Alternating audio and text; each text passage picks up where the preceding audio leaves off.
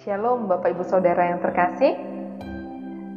Tidak terasa kita sudah ada di bulan Agustus di tahun 2020 ini. Sebelum kita akan belajar kebenaran firman Tuhan bersama-sama pada hari ini, mari kita bersatu di dalam doa terlebih dahulu. Mari kita berdoa. Bapa di surga, Bapa yang baik yang kami kasihi, di dalam nama Tuhan Yesus Kristus, kami bersyukur kepadamu Tuhan karena Engkau Allah baik dan setia kepada kami. Saat ini Tuhan, kami ingin duduk diam untuk kami boleh diberkati, untuk kami boleh dibentuk, untuk kami boleh diperkaya oleh kebenaran firman-Mu. Mari Engkau Allah boleh berada bersama dengan kami, menyertai setiap kami, mempersiapkan hati kami, sehingga kami boleh menjadi orang-orang yang siap untuk diberkati di dalam kebenaran firman Tuhan. Terima kasih Tuhan, mari Engkau Allah menolong kami, memberikan hikmat, marifat, pengertian yang daripadamu, memberikan hati, telinga, dan pikiran yang terbuka, sehingga kami benar-benar boleh menjadi tanah yang subur, yang siap menerima benih-benih yang hidup, dan kami boleh menghasilkan buah pada waktunya. Terima kasih Tuhan, terpujilah namamu, demi namamu Allah kami yang hidup, kami berdoa dan kami bersyukur. Amin. Ya, Bapak Ibu Saudara yang terkasih, seperti biasa kalau bulan Agustus kita pasti akrab dengan yang namanya merdeka. Ya, karena bangsa kita Indonesia merdeka di bulan Agustus ya dirayakannya. Dan di bulan kemerdekaan ini gereja kita mengangkat tema hidup dalam kemenangan. Ya, kalau minggu lalu Bapak Pendeta Sumadi telah menyampaikan dalam studi teks yang beliau lakukan, ketika ada kata kemerdekaan, ketika ada kata bebas, pembebasan dalam Alkitab, itu sebenarnya sedang mengajak kita untuk berpikir suatu proses atau suatu peristiwa di mana terjadi pembebasan dari yang namanya keterikatan, perbudakan, penindasan, dan sebagainya.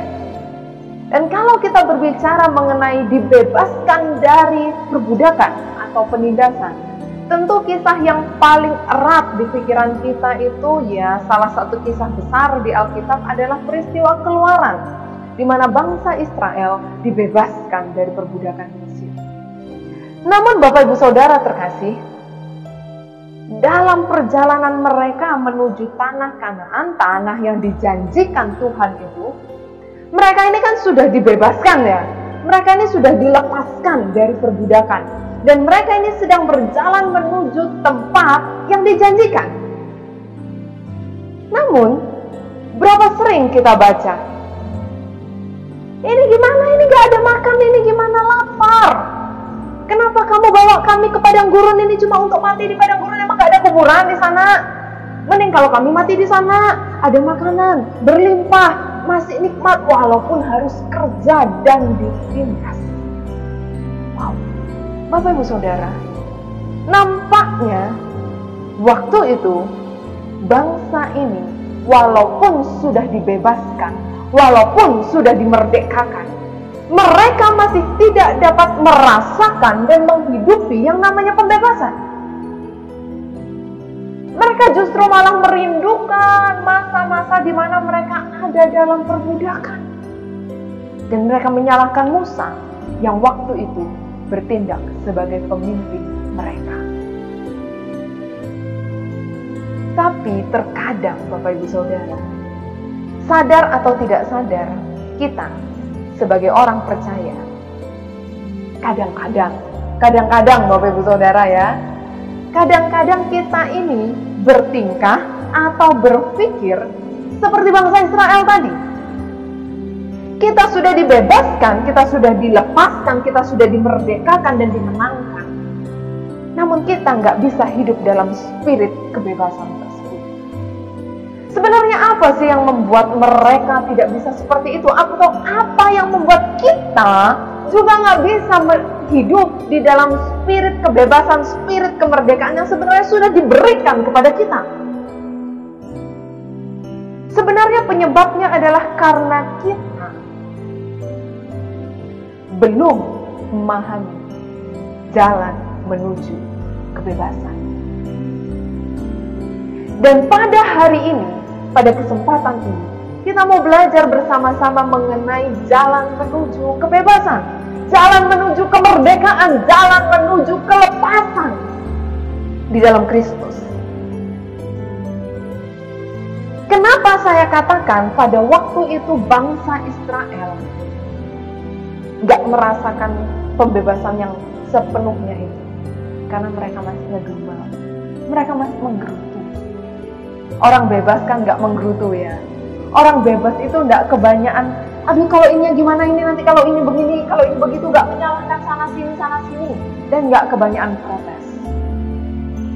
Nah, Bapak Ibu Saudara, sebelum kita lanjutkan, mari kita buka Alkitab kita di dalam surat Yakobus pasalnya yang kedua, ayatnya yang pertama sampai dengan yang ke-13. Surat Yakobus pasal 2 ayat 1 sampai 13. Namun untuk bagian yang pertama kita akan membaca ayat 1 sampai dengan ayat 5 terlebih dahulu. Saudara-saudaraku, sebagai orang yang beriman kepada Yesus Kristus, Tuhan kita yang mulia, janganlah imanmu kamu amalkan dengan memandang muka.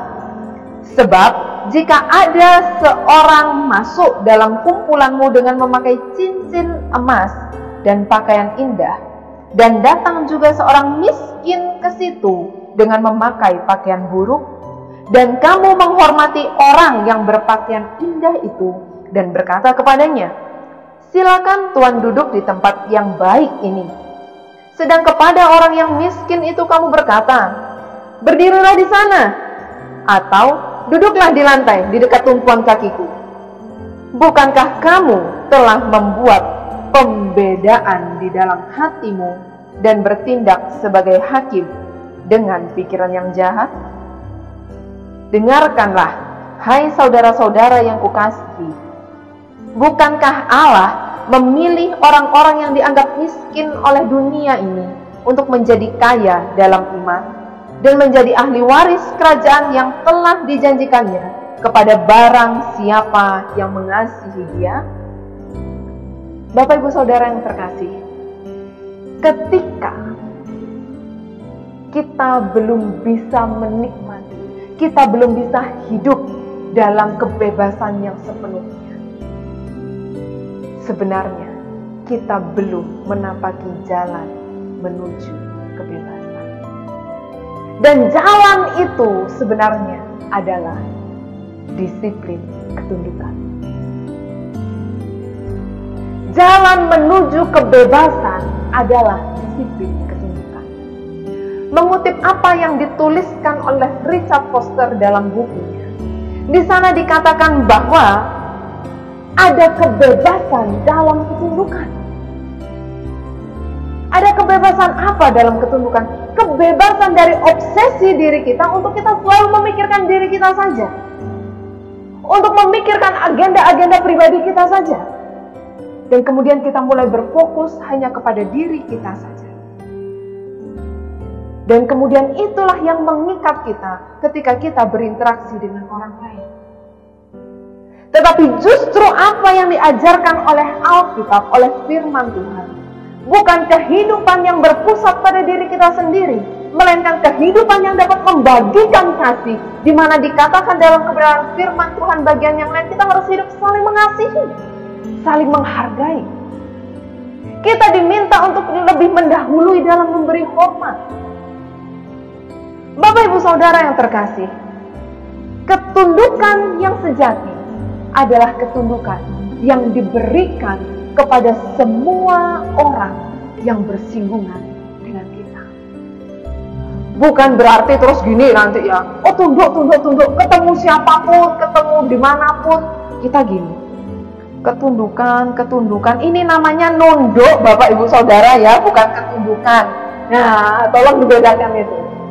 Ketundukan itu sebenarnya merupakan rasa di mana kita bisa menghargai orang lain seperti kita menghargai diri kita sendiri.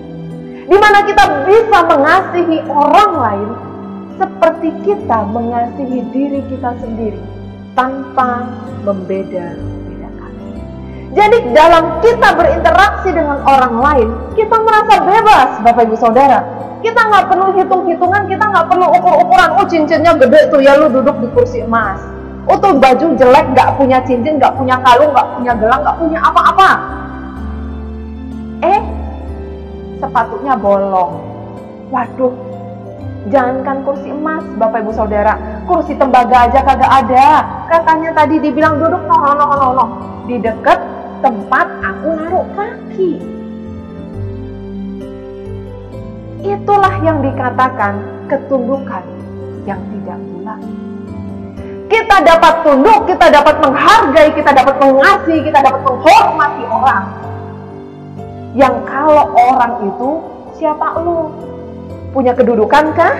Punya kekayaankah? Punya dampakkah untuk hidup saya? Menghasilkan keuntungankah untuk saya? Orang ternama mungkin? Atau siapa dia? Itulah yang terjadi pada bangsa Israel waktu mereka dalam perjalanan menuju tanah Kanaan, Bapak Ibu Saudara. Ketika Musa dipakai Allah untuk mengadakan mujizat, sorak-sorai, hebat. Puji Tuhan, terima kasih Musa. Ya, udah pimpin ya. Sekalinya kagak ada air, Musa dimarah-marahin. Datang mujizat, waduh, hebat. Ya, hormat, Musa disayang. Datang gak ada makanan, Musa dimarahin. Belum sampai ke gak ada makan, gak ada air, Bapak Ibu Saudara.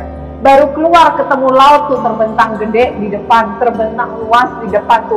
Aduh, ini kagak bisa berenang. Berenang pun juga capek, ini laut luas banget. Musa dimarah-marahin. Mereka dapat tunduk, mereka dapat hormat, mereka dapat mengasihi hanya ketika mereka mendapatkan kebaikan, ketika mereka mendapat keuntungan, ketika mereka mendapatkan sesuatu yang mereka anggap baik.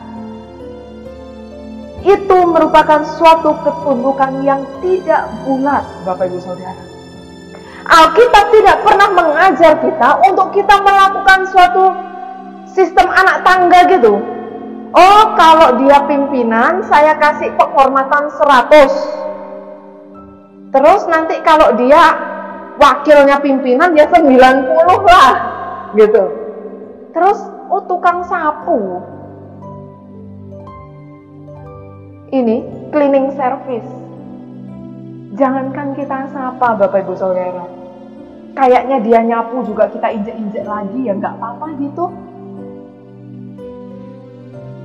Kita nggak pernah bisa menghargai orang dengan kedudukan yang rendah, orang dengan status sosial yang bawah, orang dengan perekonomian yang rendah. Semua kita hitung berdasarkan tingkat. Dan apa yang terjadi, Bapak Ibu Saudara, kalau kita tidak dapat memiliki ketundukan yang bulat itu? Kalau kita tidak bisa melakukan kasih kita sama rata, penghormatan, penghargaan kita sama rata, penerimaan kita sama rata, akhirnya hidup kita menjadi banyak manipulasi di dalamnya. Kenapa? Misalnya, saya ini orangnya, ya kalau misalnya dalam gaul gitu ya mungkin agak pendiam lah ya, agak pemalu misalnya gitu, nggak malu-maluin ya, agak pemalu. Nah akhirnya tapi kalau karena itu pimpinan atau karena itu anaknya Pak Presiden mungkin atau siapa ya, saya berusaha sampai oh iya mari. Kalau bisa nunduknya ini lebih nunduk lagi, Bapak Ibu Saudara. Kita akhirnya menghabiskan energi kita untuk menakar dan menentukan seberapa banyak penghormatan saya yang harus saya berikan agar pantas untuk si A, lalu seberapa banyak untuk si B, seberapa banyak untuk si C, si D, dan seterusnya. Mungkin nanti salah-salah kalau Pak Gembala lewat, seret. Saya gini, Shalom Bapak Gembala, selamat pagi Pak, puji Tuhan. Pengurus gereja yang lewat, shalomnya lebih rendah sedikit. Shalom Pak, ya pagi. Seadanya saja.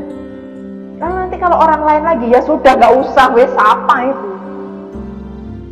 Berapa banyak waktu, berapa banyak energi, berapa banyak pikiran yang akhirnya mengikat kita, yang akhirnya membelenggu dan mengurung kita untuk begitu rupa menakar, sehingga kita terbelenggu oleh takaran-takaran yang sebenarnya kita usahakan sendiri. Bukankah jauh lebih bebas? Bukankah jauh lebih merdeka? Bukankah jauh lebih menang ketika kita membagikan kasih sama orang? Siapapun mereka berhak dikasih. Kita memandang bahwa kebutuhan dasar manusia, semua manusia adalah kasih. Dan kita nggak pilih-pilih, kita nggak takar-takar, kita nggak ukur-ukur. Kita kasihi saja semua, seperti kita mengasihi diri kita sendiri. Kita hargai mereka, sebagaimana kita menghargai diri kita. Itulah ketundukan yang bulat. Ketika kita dapat menghargai, menerima, mengasihi semua orang, tanpa membeda-bedakan status, kedudukan, atau apapun yang ada pada orang tersebut. Dan ketika kita membaca lanjut, Bapak Ibu Saudara, pada ayatnya yang ke-8 dikatakan, akan tetapi, jikalau kamu menjalankan hukum utama yang tertulis dalam kitab suci, kasihilah sesamamu manusia seperti dirimu sendiri. Kamu berbuat baik.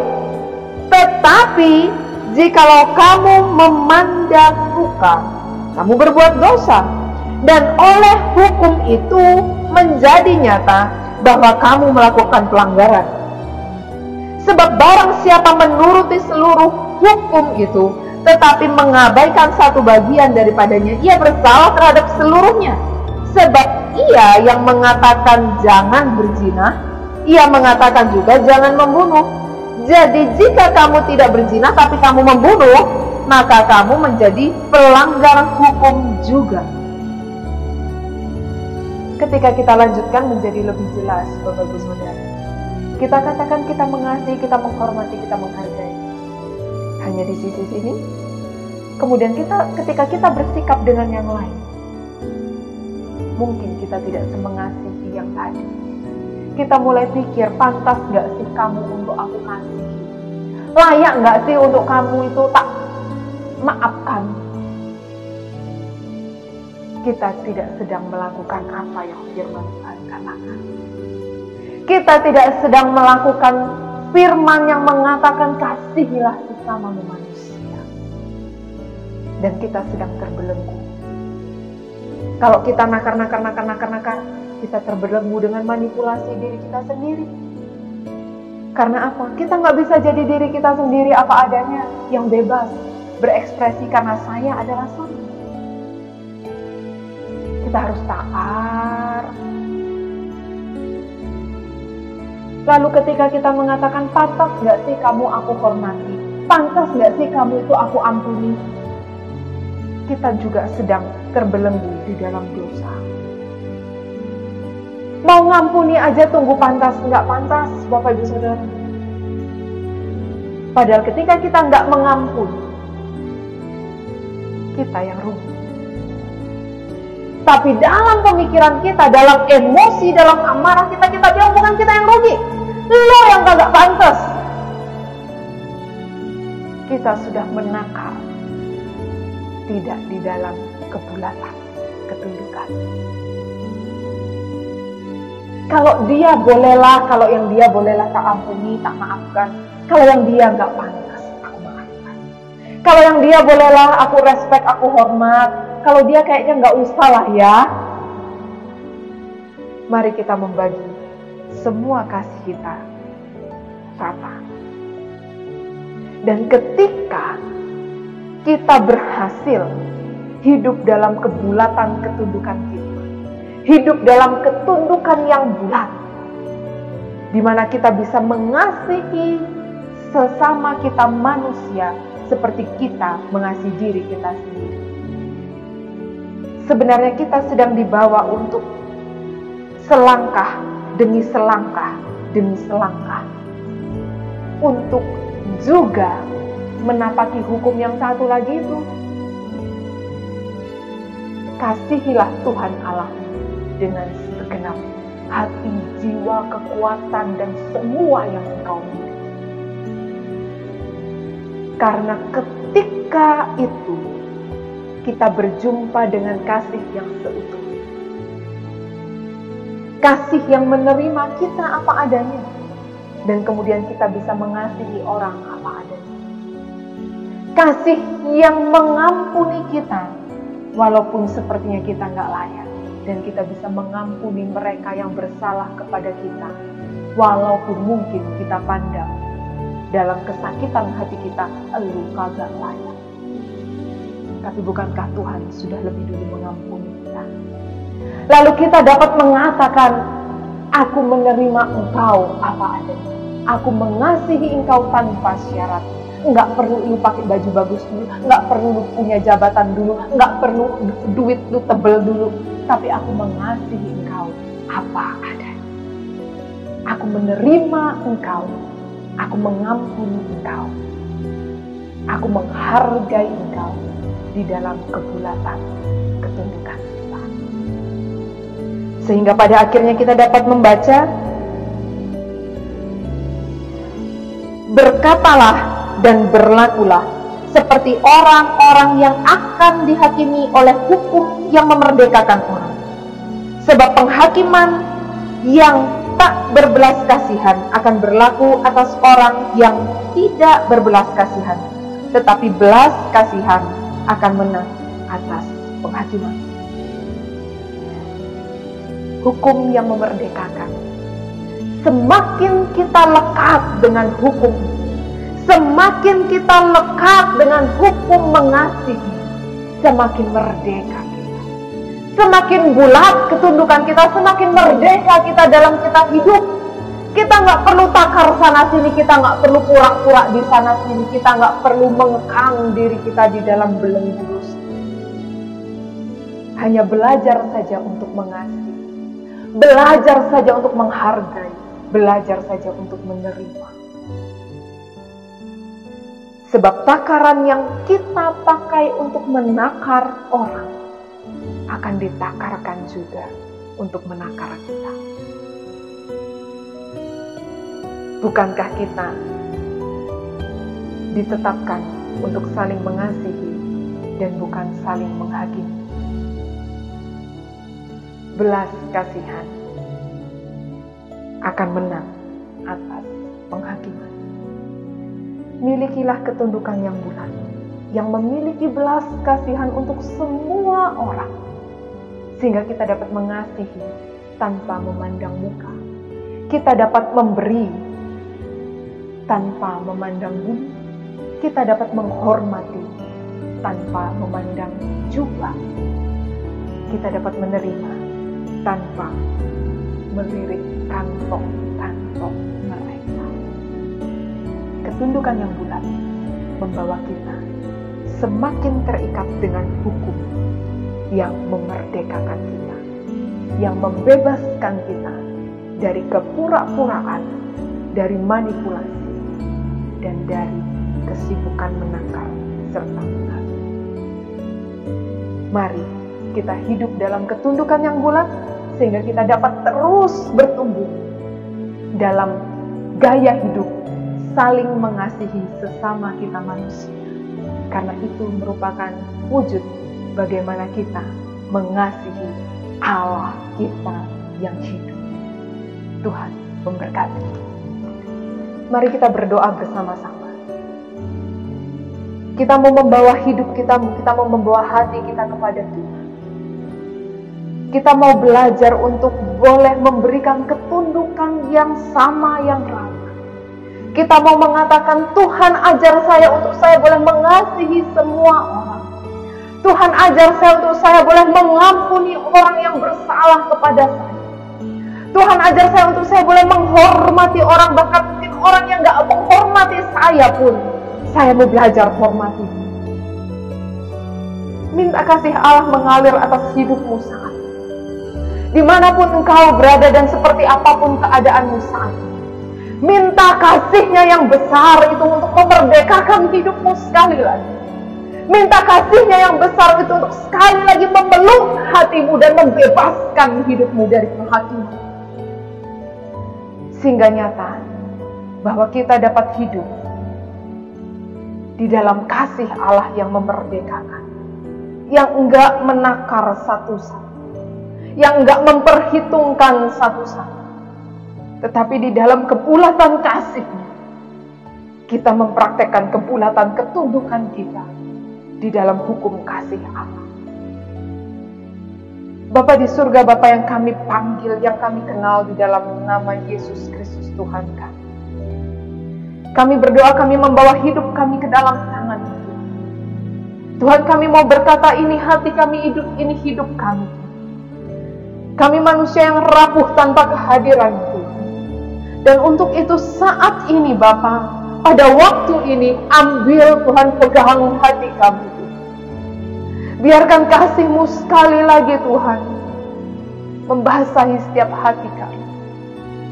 Sekali lagi kasih-Mu boleh mengalir dan memerdekakan hidup kami. Izinkan kami merasakan kasih-Mu yang tidak bersyarat Tuhan. Izinkan kami sekali lagi merasakan penerimaan-Mu yang enggak terbatas Tuhan. Sehingga dengan itu Tuhan, kami boleh membagikan kasih kami dengan tidak bersyarat, dengan tidak memandang muka, tidak dengan memperhitungkan untung rugi, tidak dengan melihat status sosial, tidak dengan melihat jabatan, tidak dengan memikirkan siapa yang akan diuntungkan dan siapa yang akan dirugikan. Tapi kami boleh belajar di dalamnya, sebagaimana kebulatan kasih-Mu dalam menerima kami justru ketika kami dalam keadaan berdosa. Seperti itulah kami mau memberikan kebulatan ketundukan kami ketika kami menerima sesama kami, ketika kami mengasihi sesama kami, ketika kami mengampuni sesama kami, dan ketika kami mengatakan, aku mengasihi engkau apa adanya. Karena Allah telah mengasihi kami. Terpujilah nama-Mu Allah kami yang memerdekakan kami, yang membebaskan kami. Untuk itu kami meminta, biarlah Roh Kudus terus menuntun kami, berjuang dalam kehidupan kami, sehingga kami boleh menerapkan hidup kasih. Kami boleh mengasihi sesama kami.